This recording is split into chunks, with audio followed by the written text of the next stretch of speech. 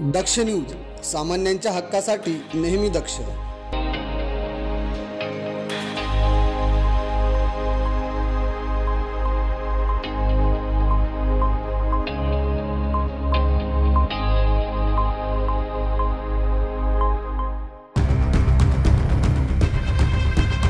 नाशिकमध्ये बैलपोळ्याच्या दिवशी झालेल्या प्राणघातक हल्ल्यात गंभीर जखमी झालेल्या राहुल धोत्रे या तरुणाचा अखेर शुक्रवारी उपचारादरम्यान मृत्यू झालाय। या घटनेनंतर मृतकाच्या नातलगांनी आणि परिसरातील नागरिकांनी मोठ्या संख्येने पोलीस आयुक्तालयात धाव घेत माजी नगरसेवक उद्धव निमसे यांना तातडीने अटक करण्याची मागणी केली आहे। त्यानंतर जिल्हा रुग्णालयात राहुल धोत्रे याचे इन कॅमेरा शवविच्छेदन करण्यात आले। मात्र यावेळी नातलग आणि नागरिकांची मोठी गर्दी झाल्याने तणाव निर्माण झाला होता। राहुलचा मृतदेह विच्छेदनासाठी शासकीय रुग्णालयात आणल्यानंतर धोत्रे कुटुंबीय व वडार समाजाने संताप व्यक्त केला। संशयित माजी नगरसेवक व उर्वरित आरोपींना अटक न झाल्याने मृतदेह ताब्यात घेण्यास नकार देत रात्री उशिरापर्यंत आंदोलन सुरू होते। सनी धोत्रे याचा दुचाकीवरून झालेल्या किरकोळ अपघातातून निमसे गटातील 2 युवकांशी वाद झाला होता।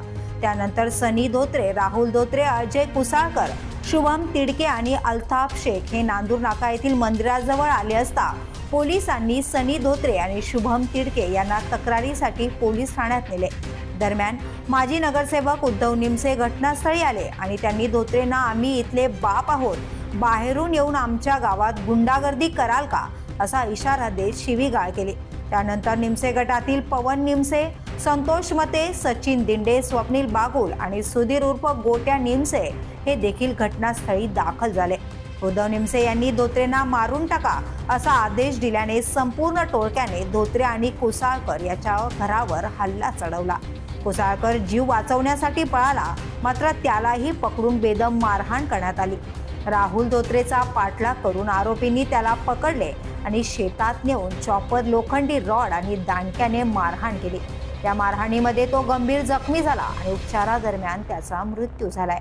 या घटनेनंतर नाशिकमध्ये तणावाचं वातावरण पसरलं असून पोलिसांचा बंदोबस्त वाढवण्यात आलाय। मृत्यूची माहिती मिळताच धोत्रे कुटुंबीय आणि मित्रांनी रुग्णालयात धाव घेतल्याने काही काळ तणाव निर्माण झाला।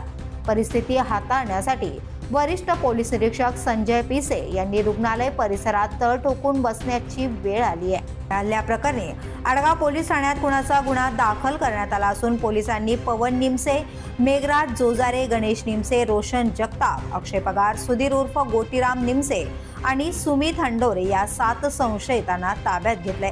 हाणामारीचे व्हिडिओ सोशल मीडियावर मोठ्या प्रमाणात व्हायरल झाले आहेत। विशेष म्हणजे 28 ऑगस्टपर्यंत उद्धव निमसेंना अटकपूर्व जामीन मिळाला होता। मात्र आता राहुल धोत्रेच्या मृत्यूनंतर त्यांच्या अडचणीत मोठी वाढ झाली आहे। त्यांना अटक होऊन जामीन नाकारला गेला तर आगामी महापालिका निवडणुकीत उमेदवारी लढवण्याचा मार्ग बंद होण्याची शक्यता आहे। संपूर्ण प्रकरणामुळे परिसरात प्रचंड तणाव असून पोलिसांचा नांदूर नाका परिसरासह उद्धव निमसे यांच्या बंगल्यावर कडेकोट बंदोबस्त ठेवण्यात आलाय।